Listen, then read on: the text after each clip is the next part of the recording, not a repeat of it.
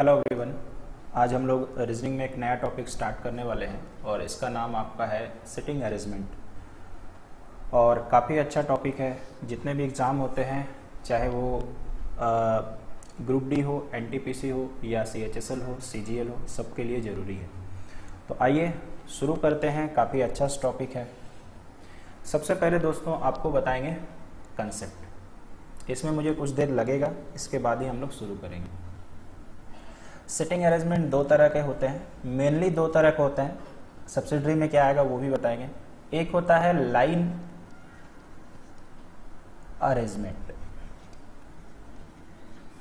एक होता है लाइन अरेंजमेंट और दूसरा होता है सर्कुलर अरेंजमेंट, जो आपने बनाया ही होगा।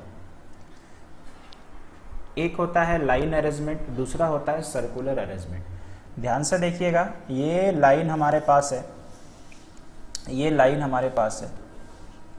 तो यहाँ पर आप जैसे देख पा रहे हैं अपने मोबाइल में और मैं जैसे देख पा रहा हूँ अपने लैपटॉप में, आपका जो बायां हाथ होगा वो बायां हाथ कहलाएगा लेफ्ट, इधर वाला पोर्शन दायां हाथ पड़ता है तो राइट, लेफ्ट वाला लेफ्ट कहलाएगा, राइट वाला राइट कहलाएगा। क्लियर है? लेफ्ट वाला लेफ्ट कहलाएगा, राइट वाला राइट कहलाएगा। तो ये लेफ्ट राइट का कॉम्बिनेशन हो गया। मैंने अगर बोला कि यहाँ पर ए बैठा है और मैंने बोला कि बी, ए के दाएं दूसरा,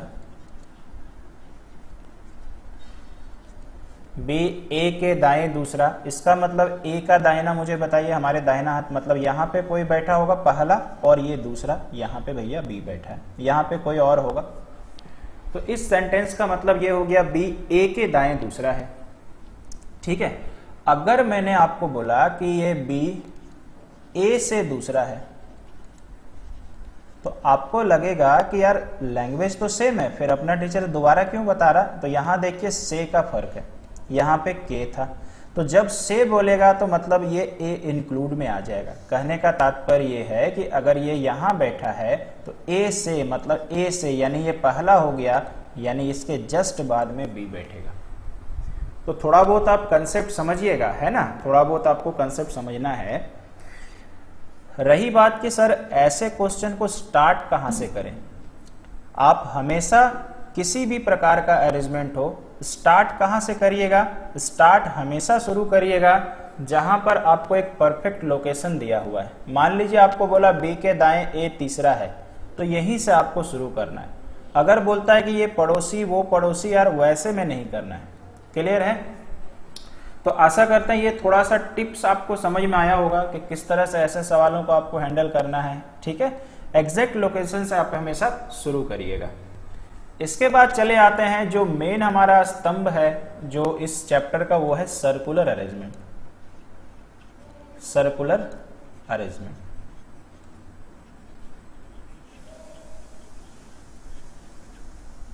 सर्कुलर अरेंजमेंट में अगर हम स्मॉल लेवल पे चले तो 6 आदमी बैठते हैं, थोड़ा सा मॉडरेट में चले तो 8 आदमी, इसके बाद अगर चले तो और भी लोग बैठ सकते हैं। काफी कॉम्प्लिकेटेड क्वेश्चन में कंडीशंस बहुत सारे दिए रहते हैं। ठीक है। अब रह गई कि सर सर्कुलर अरेंजमेंट के अंदर क्या चीज होता है, तो ध्यान से देखना। सर्कुलर अरेंजमेंट, ये मान लीजिए मैंने बनाया सर्कल, अगर आपको 6 आदमी बैठाना है तो कुछ इस तरह से बैठेगा, ऊपर नीचे 2, बाएं दाएं 2 और ये कॉर्नर में 2। अगर आपको लगता 8 आदमी तो इस तरह से बैठाना, मतलब एक दूसरे के सामने, ताकि आपको तकलीफ ना हो। ये सबसे पहला टिप्स हो गया। अब रह गई कि दूसरी बात, कई बार लिखा रहता है केंद्र के अंदर की ओर मुंह किया है, केंद्र के अंदर की ओर मुंह किया है।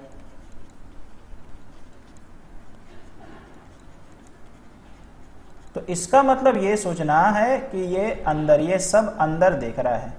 मतलब सोचिए ये वाला पोजीशन देखिए, ये वाला हम थोड़ा डार्क करते हैं। अभी हम जैसे बैठे हैं तो सर्कल में बैठे हैं, सोचिए हम अंदर की ओर मुंह किए। आप भी अपने मोबाइल में समझ सकते हो, ये सब लोग अंदर की ओर मुंह किए हुए, ये अपना सेंटर है। सपोज करिए मैंने यहां पर एक बंदा को ए खड़ा कर दिया। अब मेरे को यहां से बायां दायां समझना है, जो कई बच्चे का तकलीफ वाला चीज है। तो ए के दायां किधर होगा दोस्त, तो अंदर की ओर मुंह करके बैठे हैं, तो अंदर की ओर अगर मुंह करके बैठे हैं तो जैसे आप बैठो एकदम वैसे समझ जाइए कि वही उसका दायां। इसका मतलब अगर हम ऊपर चढ़ेंगे तो आपका दाहिना हाथ पड़ेगा, और अगर यार हम लोग इधर जाएंगे तो बायां हाथ पड़ेगा। तो सबसे अच्छा चीज होता है कि आप प्लीज याद मत करिए, मैंने पहले भी रीजनिंग में बताया हुआ है, आप अपने को इमेजिन करिए और अपने को इमेजिन करके बस काम खत्म करिए। ठीक है, अब सपोज करिए मैंने यहां पर बी को बैठाया, इधर बैठा देते हैं। चलिए, मैंने आपसे पूछा बी का दायां किधर होगा और बी का बायां किधर होगा, तो आप सोचो थोड़ा सा घसक के यहां बैठ गए, ये आप हैं, और आप अगर यहां बैठेंगे तो मुंह अंदर की ओर होगा, ये आप अंदर की ओर देख रहे हो, तो बताइए आपका बायां हाथ किधर पड़ेगा? ऑब्वियसली यार ऊपर पड़ेगा, पड़ेगा ना। और दाहिना किधर पड़ेगा यार? इधर पड़ेगा। आशा करते हैं समझ पर आ रहा होगा। ठीक है, इससे धीरे धीरे धीरे धीरे निष्कर्ष ये निकलता है कि अगर हमारा एक सर्कुलर अरेंजमेंट वाला सवाल हुआ, अगर सब लोग अंदर की ओर मुंह करके बैठा है, तो ऑब्वियसली घड़ी की दिशा में, घड़ी का दिशा कैसे होता है? ऐसे ही होता है, घड़ी का दिशा में बायां पड़ता है, घड़ी का विपरीत दिशा में दायां पड़ता है। बस कहानी खत्म। ठीक है, कहीं पे भी बैठा लो, घड़ी की दिशा में बायां दिशा पड़ेगा, घड़ी के विपरीत दिशा में दायां दिशा पड़ेगा। और अगर आपको यह समझ में आ गया तो आप 100% श्योर होंगे कि केंद्र के बाहर की ओर मुंह करके बैठेगा तो क्या होगा, तो जस्ट इसका उल्टा हो जाएगा। अभी हम इमेजिन करके भी दिखाएंगे, इसमें कोई दिक्कत नहीं है। अगर आपको डायरेक्ट याद करना है डायरेक्ट याद करें, नहीं तो कोई दिक्कत नहीं है। ठीक है, अब आप खुद सोचो कि बाहर की ओर मुंह करके बैठेगा तो क्या होगा। सपोज यहां पर एक बंदा है, इधर देख रहा है, इधर देख रहा है, और मान लीजिए ये ए है। आप यहां पर बैठ जाओ और बाहर की ओर देखो, बाहर की ओर देखिए तो पक्का यार इधर में चला जाएगा आपका बायां हाथ, और इधर में चला जाएगा आपका दायां हाथ। बस यही ट्रिक्स है। अगर आपको लगता है कि सर लिखवा दीजिए, तो हम आपको लिख के भी देते हैं। केंद्र की ओर अगर मुंह किया है, केंद्र की ओर अगर मुंह किया है, तो आपको घड़ी की दिशा में क्या पड़ेगा? आपको घड़ी की दिशा में पड़ेगा बायां, लेफ्ट, और घड़ी के विपरीत में क्या पड़ेगा? घड़ी के विपरीत में पड़ेगा यार दायां। और इसका उल्टा कर लीजिएगा, ऐसे जब आएगा तो बताएंगे पहला प्रायोरिटी तो हमें इसी को देना है। ठीक है, अब पहला प्रायोरिटी यार इसी को देना। यहां तक समझ में आया होगा। कई बार लोग बोलते हैं आयताकार बॉक्स में बैठे हैं, कई बार क्वेश्चन रहता षटभुजाकार में बैठे हैं। तो ध्यान रखिएगा, आयताकार हो, षटभुजाकार हो या अष्टभुजाकार हो, सोचिए वो सर्कल का ही एक पार्ट है। मतलब सर्कल में यार कोना नहीं होता। अब मान लीजिए कोई बोला मेरे को ये अष्टभुज में बैठा है या षटभुज में, चलिए बैठा, हम षटभुज ही बनाते हैं, तो एक तरह से सर्कल ही हुआ ना, बायां दायां में तो अंतर नहीं पड़ेगा ना, बस एक कोना हो गया, वो कोना में बैठा रहेगा। तो यानी दो ही तरह के मेन होते हैं, बाकी सब्सिडरी होते हैं, वो उसी के अंदर आते हैं। आप ये दोनों सीख गए तो बस कहानी खत्म हो गया। तो आशा करते हैं यहां तक बच्चे को समझ में आया होगा कंसेप्ट। ठीक है, अब ये जो चीज अभी हम आपसे डिस्कस कर रहे हैं, ये मेरा अपना तरीका है। हम जब भी कॉम्प्लेक्स क्वेश्चन को बनाते हैं या बच्चे को बोलते हैं तो ये हमेशा बोलते हैं कि आप यूज करो। तरीका क्या है? जब भी आप खराब क्वेश्चन बना रहे हो, हमेशा के लिए एग्जाम पे भी करिएगा, पैरेलल 2 डायग्राम से बनाइएगा, पैरेलल 2 डायग्राम से बनाइएगा। अभी तो थोड़ा बहुत आपको खराब लगेगा, सर टाइम नहीं बर्बाद होगा, टाइम बिल्कुल नहीं बर्बाद होगा। आप दूसरे से मात्र 2 से 3 सेकंड पीछे रहेंगे, लेकिन एक्यूरेसी में उनसे आगे रहेंगे। तो आपका सवाल होगा सर इसमें फायदा क्या है कि 2-2 डायग्राम बना के, तो 2 डायग्राम को आप पैरेलल बनाते चलेगा ना, तो आप जैसे जैसे स्टेप्स फॉलो करेंगे, हम कुछ देर में बताने वाले हैं, जैसे जैसे स्टेप्स फॉलो करेंगे, देखिएगा कि एक बार आके ऐसा सिचुएशन आएगा कि ये डायग्राम बनना बंद हो जाएगा और ये डायग्राम सही होगा, या ये डायग्राम बनना बंद होगा, ये सही। तो इससे पता चलेगा कि आपका यही वाला को लेके आगे बढ़ना है। नहीं तो एक डायग्राम बनाने का नुकसान कभी कभी क्या होता है, कॉम्प्लेक्स क्वेश्चन की बात करते हैं। एक डायग्राम बंदा बना देता है और एक डायग्राम बना के वो मालूम है कहां फंस जाता है। फिर मान लीजिए वो ए को बैठाया है, पढ़ते गया, लास्ट में देखा कह रहे यार हम तो ये गलत बैठा दिए। फिर वो काटता है बी को, फिर पढ़ता है बी को, काटता है सी को। आपके साथ भी हुआ होगा और हम बिल्कुल सही हैं, मेरे साथ भी कई बार ऐसा होता है। क्योंकि ऑब्वियसली हम एज ए स्टूडेंट खुद मान के आपको पढ़ा रहे हैं। अगर और सर कॉम्प्लिकेटेड क्वेश्चन आया तो आप 3 डायग्राम बना लेना, और याद रखिए 3 से ज्यादा बनाने का नौबत जिंदगी में कभी नहीं आएगा। 3 diagram based group D, NTPC, CHSL के लिए आप इतना ही। अगर हम बैंक में जाते हैं तो 3 डायग्राम को जरूरत पड़ेगा। एसएससी लेवल में मात्र 2 डायग्राम या एक ही डायग्राम से काम आपका चल जाता है। तो आशा करते हैं दोस्तों ये छोटा सा टिप्स अपने को समझ में आया होगा कि क्या करना है, कैसे करना है ना। तो थोड़ा सा ये आप समझ चुके होंगे। अब रह गया सवाल पे चलेंगे, और सवाल में कैसे सवाल आते हैं वो आपको दिखाते हैं।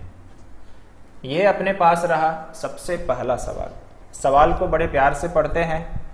7 व्यक्ति A B C D E F और जी एक सीधी पंक्ति में उत्तरोन्मुख होकर बैठे हैं। उत्तर मुझे बताइए किधर होता है?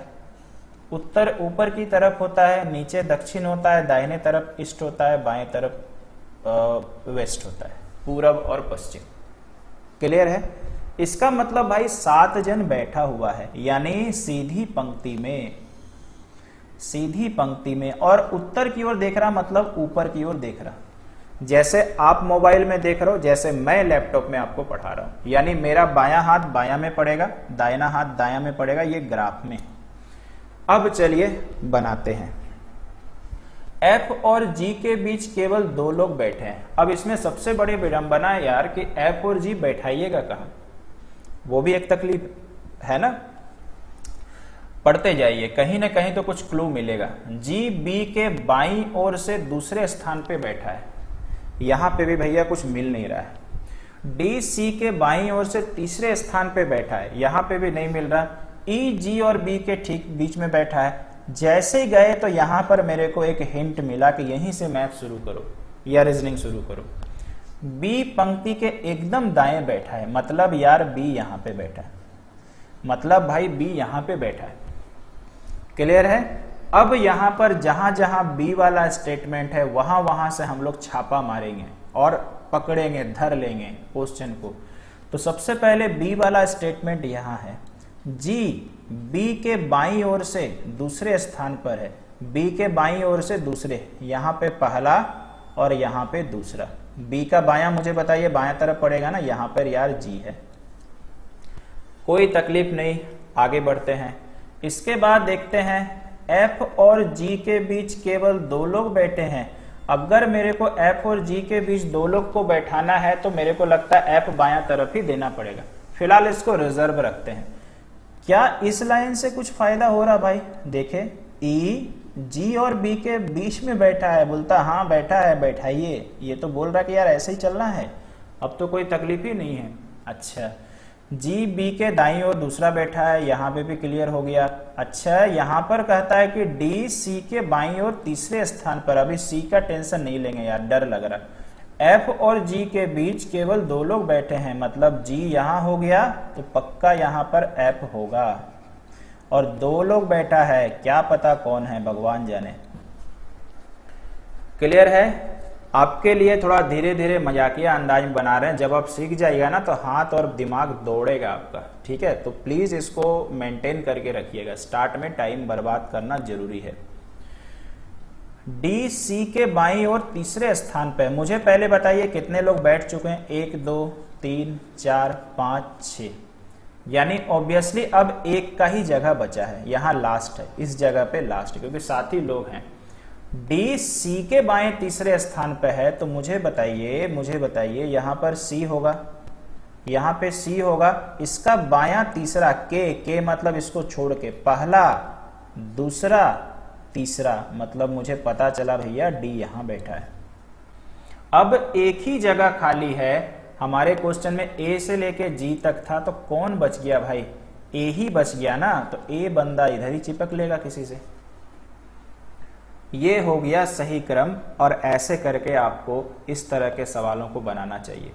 किस एग्जाम में सर आता है? ऐसे तो सारे एग्जाम्स में आता है, लेकिन अभी जो एट प्रेजेंट जरूरी है उसमें पक्का ही आएगा। खास करके लाइन अरेंजमेंट ग्रुप डी के लिए बेहद जरूरी है। एनटीपीसी में जाएंगे, सर्कुलर बेहद जरूरी है। आशा करते हैं आपको यह समझ में आया होगा किस तरह से हमने क्रैक किया है। ठीक है, अब हम लोग चलते हैं कि सवाल सर कैसा पूछता है। ठीक है, सवाल कैसा पूछता है ये आपको लेके चलते हैं। सवाल कैसे पूछेगा, तो मैंने इसका स्क्रीनशॉट ले लिया है क्योंकि जरूरी भी था और चूंकि आपको सवाल दिखाने हैं मुझे, है ना। चलो यार एक बार हम इसको फोटो और खींच लेते हैं, लाइट के चलते ठीक से नहीं आ पाया था। चलिए अब आ गया है, अब हम एक एक करके जवाब बताते हैं। आपको कहता है कि निम्नलिखित में से कौन पंक्ति के बाएं सिरे पर बैठा है, तो बाएं सिरे पर भैया डी बैठा। आप भी स्क्रीनशॉट ले लेना। देखिए हमारा क्रम ये आया था D F A C G ई और बी, सबसे बाएं सिरे पे ये बैठा है। क्लियर। उपरोक्त व्यवस्था में पहले व्यवस्था बनाते हैं, है ना। कई लोग व्यवस्था का मतलब कुछ उल्टा समझ लेते हैं भाई कि व्यवस्था कर रहा मतलब कुछ है जुगाड़। ठीक है, तो यहाँ पर व्यवस्था हमारा बैठा दिया गया। उपरोक्त व्यवस्था में अपने बैठने का स्थान के आधार पर निम्नलिखित 5 में से किसी एक प्रकार समान है और एक समूह, वह कौन सा है जो नहीं आता है। चलिए कोई बात नहीं, ए जी है, ए जी देखिए ऐसे मार्क कर देते हैं। सीई देख रहे हैं इसमें क्या हो रहा है, ए जी के बीच में एक जन है, इसी तरह से सीई के बीच में एक जन है, बहुत बढ़िया। डी ए के बीच में भी एक जन है। ए एफ देखो, ए एफ ही अननोन हो जाएगा, मतलब बेमेल हो जाएगा क्योंकि इसके बीच में एक जन होना चाहिए। आंसर ये। जीबी को चेक कर लेते हैं ना, जीबी के बीच में एक जन, यानी आप समझ चुके हैं एक अगर डायग्राम बन गया तो 3 नंबर एग्जाम का पक्का है। एफ और ई के बीच कितने लोग बैठे हैं भाई, पहले देख लेते हैं। D F A C G E B, F और ई के बीच में कितने लोग, 1 2 3, आंसर 3 लोग बैठे हैं। क्लियर है, कोई समस्या नहीं। अब चलते हैं अगले सवाल पे अगर है तो। जी हाँ, एक सवाल और है, फिर से हम डायग्राम के अकॉर्डिंग लिख लेते हैं। D F A C G E B, कौन पंक्ति के ठीक बीच में बैठा। ठीक बीच मतलब उसके बाएं तरफ में भी उतने व्यक्ति होने चाहिए जितने दाएं तरफ में। तो इसको गोटा अलग करते हैं, इसको गोटा अलग करते हैं, बीच में बैठाते हैं सी को। कितना प्यारा सवाल है, कितना मजा आ रहा बनाने में, आप भी सीख गए होंगे। और एक सवाल है भाई, ठीक है, काफी सारा क्वेश्चन था देखने को। अब आपको कहता है कि ए के संदर्भ में, मतलब ए के संदर्भ में ई का स्थान क्या है। तो आप ए को देखो और ई के देखो। तो ए के संदर्भ मतलब ए के बाएं सी बैठा है कि सॉरी ई बैठा है कि दाएं बैठा है। तो ए का दाएं बैठा है, कौन से स्थान पे, पहला दूसरा तीसरा, यानी दाएं से तीसरा, यानी आंसर ये।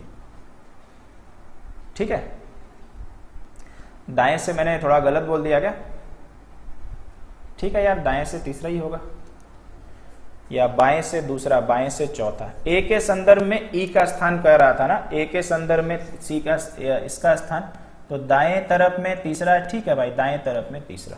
क्लियर है भाई, कोई समस्या नहीं। अब हम लोग चले आते हैं सर्कुलर अरेंजमेंट में। आप वीडियो को करिए पॉज, ठीक है, पहले खुद से ट्राई करें, फिर मैं आपको बताने वाला हूं कैसे बनेगा। टोटल कितने लोगों का है, 8 लोगों का सवाल है। ठीक है, मैं भी थोड़ा सा ब्रेक लेता हूं, उसके बाद आपको बताने वाला हूं।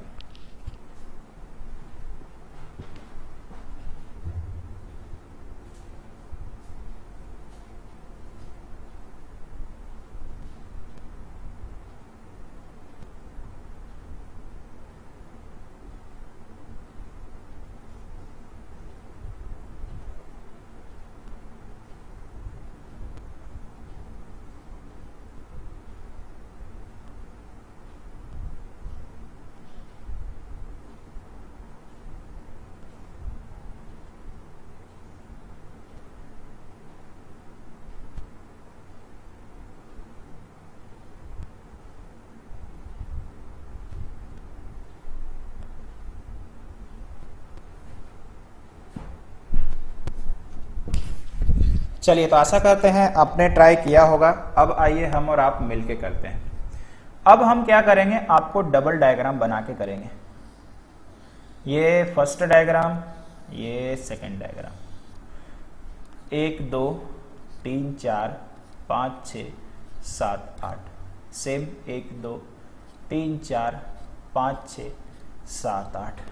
आइए पढ़ते हैं। टी जेड के बाईं ओर से तीसरा है। जो, ध्यान दीजिए, एक वर्ड जो होता है, एक वर्ड तथा होता है। तो जो का मतलब जस्ट इसके पहले वाले लेटर के बारे में बोलेगा, और अगर तथा रहेगा तो तथा का मतलब रहेगा जस्ट पहले वाले लेटर के बारे में। तो यहां पर आप सिंपली जो काट के कर लीजिए जेड।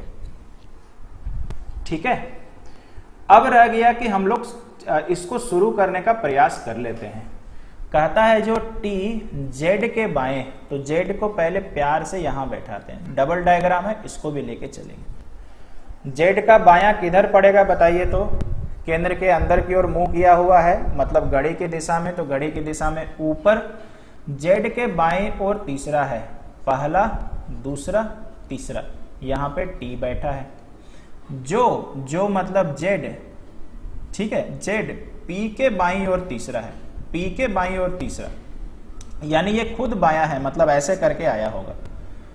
किसके है भाई? पी, यानी पी यहां बैठना चाहिए, पहला, दूसरा, तीसरा। ये डायग्राम में भी हम यहां टी लिख देते हैं और यहां पे पी लिख देते हैं।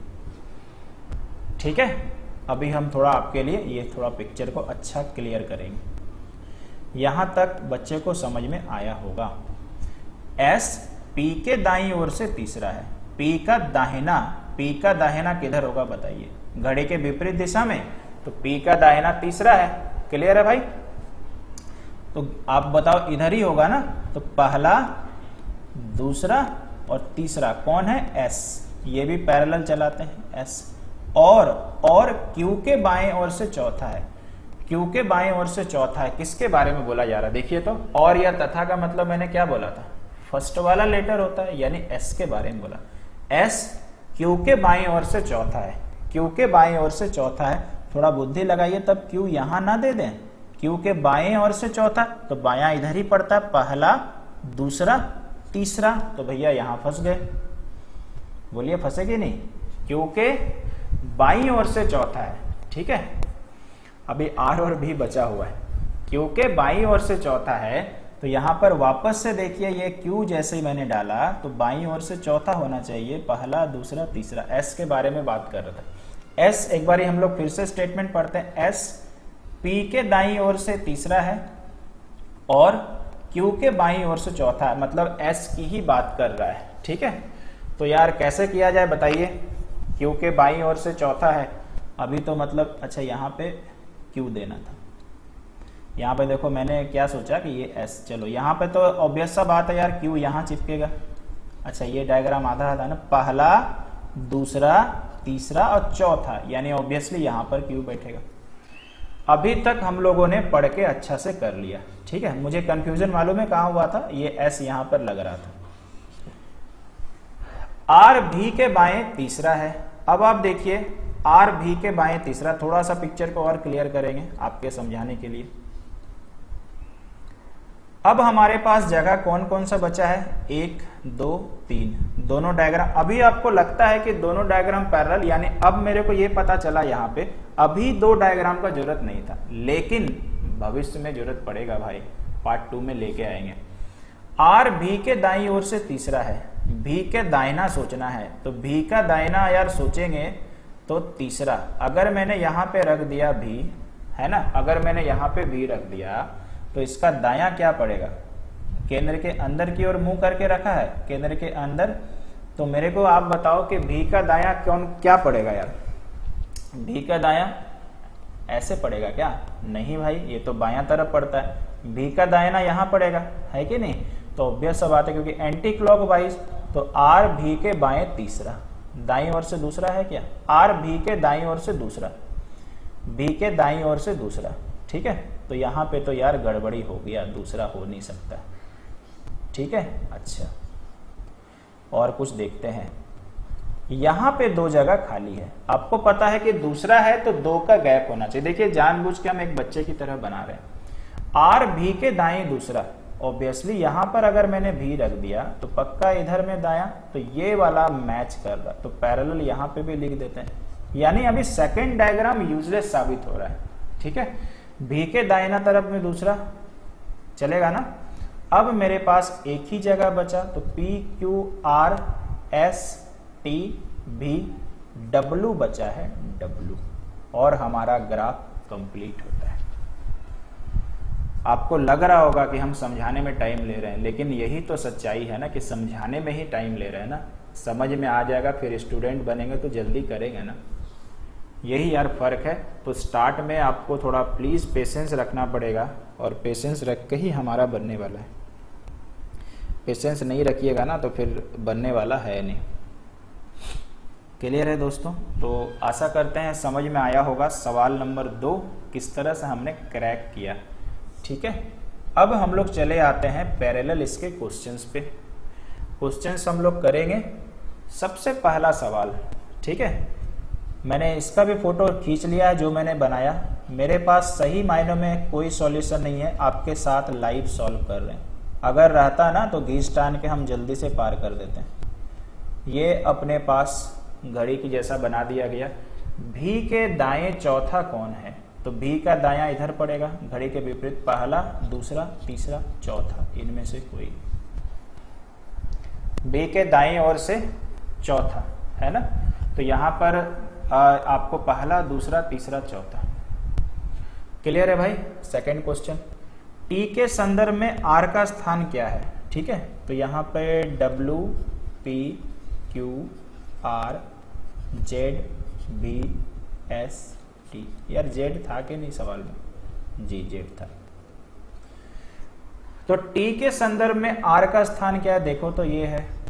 तो इधर से अगर इधर चलेंगे तो मेरे को बताइए दाहिना पड़ेगा, और ऐसे चलेंगे तो बायां पड़ेगा। तो देखें बायां तरफ से ये 1 2 3 4 नंबर में पड़ रहा, दाहिना तरफ से 1 2 3 4। तो या तो बोल सकते हैं बाएं से चौथा या दाएं से चौथा। ठीक है, तो यार बाएं से चौथा वाला ऑप्शन दिख रहा, दायां से तो है नहीं। क्लियर? ये भी सवाल बना। एक सवाल पे देख रहे हो कितना अच्छा नंबर है। पी के ठीक दाईं ओर कौन है? मुझे बार बार थोड़ा सा बनाना पड़ रहा है। Z, B, S, T. P के ठीक दाईं ओर, पी के ठीक दाईं ओर कौन है? ऑब्वियसली ऊपर में डब्लू पड़ेगा। विपरीत दिशा होगा ना घड़ी का, याद रख रहे हैं ना, समझ में आ रहा होगा। नेक्स्ट में फिर से हम लिखेंगे W, P, Q, R, Z, B, S, T. कौन सा युग्म ऐसा है जिसमें पहला व्यक्ति दूसरे व्यक्ति के ठीक दाएं बैठा है? तो टी एस में देखिए तो टी एस, क्या टी के दायां एस बैठा? नहीं भैया, ठीक है, ये गलत है। ठीक है, पहला व्यक्ति, अच्छा दूसरे व्यक्ति के ठीक दाएं, यार यही तो आंसर होगा शायद। पहला व्यक्ति मान लीजिए, ये मान लें, दूसरा व्यक्ति के ठीक दाएं, सही में यार यही बैठा। अच्छा पीडब्ल्यू को देख लेते हैं, पहला व्यक्ति, दूसरा व्यक्ति, कि ये तो बायां हो गया। ठीक है, ये नहीं होगा क्यूपी, तो यानी पहला व्यक्ति क्यू हो गया, पी के दाएं बैठना चाहिए, जी नहीं बायां बैठा, बी ऐसे, यानी आंसर यही। किस्मत बढ़िया था, फर्स्ट में ही मिल गया। आगे जेड के ठीक दाईं ओर, सॉरी जेड के दाईं ओर से दूसरा, तो खैर ये सब तो अब नहीं भी बताने से चलता, बट फर्स्ट टाइम है। जेड के दाईं ओर से दूसरा, जेड के दाईं ओर से दूसरा कौन है भाई? जेड का दाहिना किधर पड़ेगा? इधर पड़ेगा, क्यू है आंसर। ठीक है, ये आप कर लीजिएगा, मुझे नहीं लग रहा आपको कोई टेंशन है। अब आ जाते हैं आज का एक आखिरी सवाल। आज का एक आखिरी सवाल इस तरह से देखिए, काफी सारा है, और फिर से हम लोग करने वाले हैं एक लाइन अरेंजमेंट का सवाल। कैसे बनेगा प्लीज ध्यान से देखिएगा। यहां पर इस क्वेश्चन को बताने के पहले एक वापस हम करते हैं। एक होता है यार निकटतम पड़ोसी। निकटतम पड़ोसी का मतलब क्या होता है और पड़ोसी का मतलब क्या होता है?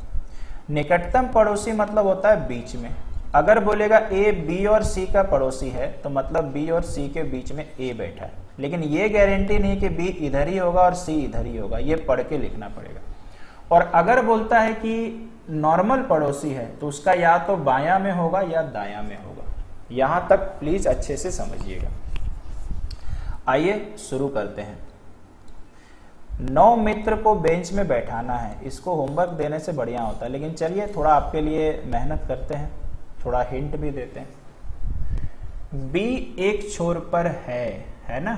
पहले देखते हैं बी का स्टेटमेंट कहाँ। अब देखिए एक छोर पे है, पिछले वाले सवाल में पिछले में बोल दिया था कि वो दाहिना में। अभी यार बी या तो बायां में हो सकता है या दाहिना, तो अगर मैंने बी यहां बैठाया तो ये वाला का आंसर आना चाहिए, अगर मैंने बी यहां बैठाया तो भी आना चाहिए। देखिए तो एफ बी के बाएं तीसरा, तो अगर मैंने बी को यहां रखा तो बी का बायां इधर पड़ेगा, इधर तो जगह नहीं है। इससे पक्का पता चल गया कि बी दाहिने तरफ सबसे लास्ट बैठेगा। एफ कहता है बी के बाईं ओर से तीसरा स्थान पर है, यानी पहला, दूसरा और तीसरा कौन बैठा है भैया? एफ बैठा है। अभी मैंने ये लाइन कर लिया, ये लाइन कर लिया। अब देखते हैं क्या एफ से रिलेटेड कुछ है। जी हाँ, एफ से रिलेटेड ये वाला एच एफ और जी का निकटतम पड़ोसी है। एच एफ और जी का निकटतम पड़ोसी है। जैसे ही मैंने पढ़ा इसके ठीक नीचे मेरे को एक अच्छा चीज दिखाई पड़ा, क्यों ना फायदा उठा ले। ये तो सटीक मेरे को जवाब पता कर रहा कि ए एफ के ठीक बाईं ओर है, तो एफ का बायां किधर पड़ेगा? आपका जिधर बायां है, यानी ये ए, यानी ये ए। ठीक है, अच्छा ए को ऊपर लिखते हैं, जब सबको ऊपर लिख रहे हैं। जैसे जैसे आप लाइन सॉल्व कर रहे हैं उसको राइट लगाते जाइए या काट दीजिए। यहां तक समझ में आ गया है। ऊपर वाला लाइन सर आप क्यों नहीं पढ़ रहे हो? क्योंकि सी है, डी है, ई है, यहां तो ऐसा कुछ है नहीं, इसीलिए हम कोशिश कर रहे हैं। एच एफ और जी का निकटतम पड़ोसी है भाई। ठीक है, एच एफ और जी का निकटतम पड़ोसी है, यानी एफ और जी के बीच में कौन बैठेगा? एच बैठेगा। समझ रहे हो ना? एफ और जी का निकटतम पड़ोसी है। क्लियर है भाई? लेकिन ए एफ के ठीक बाईं ओर है, लेकिन यहां तो भैया ए बैठा हुआ। तो चलिए कोई बात नहीं, देखते हैं। अच्छा कितने लोग हैं? 9 लोग। 1 2 3 4 5 6 7 8 और 9। क्लियर है?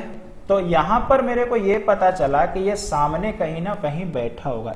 एच बोलता है एफ और जी का निकटतम पड़ोसी है। ठीक है, यानी एफ और जी कहीं ना कहीं इसके बगल में रहा होगा। तो यहां पर चलिए इसको फिलहाल के लिए करते हैं पॉज। ठीक है, क्लियर भाई? अब रह गया कि ऊपर चले हम फिर से। मेरे को पता है वही लाइन को करना है, लेकिन फिर भी हम जानबूझ के थोड़ा टेंशन ले रहे हैं, क्योंकि अभी फिलहाल हम स्टूडेंट हैं। सी जो कि डी के दाईं ओर है। यार इतना जगह खाली है, तो जैसे हम लोग ऊपर गए तो मेरे को लगा नहीं हम यहाँ पर कुछ गड़बड़ी कर रहे हैं, और मैंने जानबूझकर किया है। फिर से पढ़े तो मेरे को अच्छा चीज नजर आया। एच एफ और जी का निकटतम पड़ोसी है। मेरे को एक चीज टीचर ने गारंटी दिया है कि निकटतम मतलब बीच में, यानी मेरे को जैसे ये दिखाई पड़ा कि यार एफ तो पता है, तो पक्का जी यहां होगा, पक्का एच यहां होगा, तभी तो निकटतम पड़ोसी हुआ। समझ में आया ना? ठीक है, तो जानबूझ के आप भी शुरू में ऐसा टाइम लगाइएगा, तब सीखिएगा। अब ये भी लाइन कंप्लीट, आखिरी लाइन बचा और मैथ हमारा बना। सी जो कि डी के ठीक दाईं ओर है, ई के दाएं तीसरे स्थान पर है। ई के दाएं तीसरे स्थान पर है। ठीक है, सी जो कि डी के ठीक दाईं ओर है। ठीक है, मतलब सी डी के ठीक दाईं ओर है, जबकि ई के दाईं ओर, जबकि मतलब सी के बारे में ही बोल रहा है, जबकि सी ई के दाईं ओर तीसरा। अगर मैंने भाई यहां पर ई रखा तभी तो ई का दायां तीसरा सी पड़ेगा, पहला, दूसरा, तीसरा। यहां ई रखेंगे तब तो बायां हो जाएगा। यहां पर भी कंफर्म हो गया। आगे चलते हैं। सी जो कि डी के ठीक दाईं ओर है, मतलब पक्का डी यहां आएगा, तभी तो ठीक दायां इधर पड़ेगा। सब चीज खत्म हो गया। अब मेरे पास एक बंदा बच गया है, उसको चिपकाने का है। वो बंदा देख रहा है आई, आई मतलब आप ही हो, आप ही छूट गए थे। आई, कितना मजा आया बना के भाई, मेरे को तो बता के बड़ा मजा आया। और सबसे अच्छी बात है कि हम यहाँ पे कोई चोरी करते नहीं, हो सकता है कि रिकॉर्डिंग टाइम बने नहीं, तो आपको बोल देंगे कि यार नहीं बन रहा, अगली बार बताएंगे, लेकिन बेईमानी नहीं करेंगे भाई, ठीक है, बेईमानी नहीं करेंगे कि मैंने बना के रखा हुआ है, जैसे मैं फोटो खींच के आपको बता रहा हूँ तो मैंने बोला, तो कभी बेईमानी नहीं करना चाहिए, ठीक है। चलिए सॉल्व करते हैं। उपयुक्त कथनों में से कौन सा कथन बैठने क्रम में चलता है? चलिए, तो फोटो मैंने खींच लिया है, EID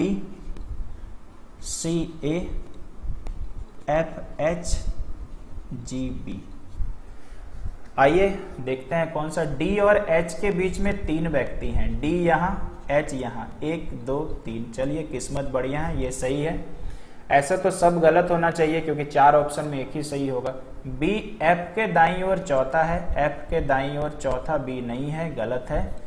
I A के ठीक बाईं ओर बिल्कुल नहीं भैया, E और C पड़ोसी हैं, E और C तो बड़ी दूर दूर बैठा है। क्लियर है? आगे 3 सवाल इसमें है, मेरा लिया गया। EID CAFHGB कौन सा मित्रों का समूह C के दाईं ओर बैठा है? क्या बोलता है यार, कौन से मित्रों का समूह अच्छा C के दाईं ओर बैठा? C का दाहिना इधर, तो देखें BIG नहीं भैया, ये तो बायां आ रहा, I बायां है, I बायां है, AFH ठीक है। आखिरी सवाल इस वाले पैटर्न का, B के अलावा दूसरे छोर पर कौन है? E है। बन गया, कहानी खत्म। आज का क्लास आपको पसंद भी आया होगा, थोड़ा बहुत दिमाग या भेजा भी खुला होगा। तो आज आपको हम ज़्यादा प्रेशर नहीं डालते हैं, इसके पार्ट 2 पे मिलेंगे और ये एडवांस लेवल तक पहुंचेगा।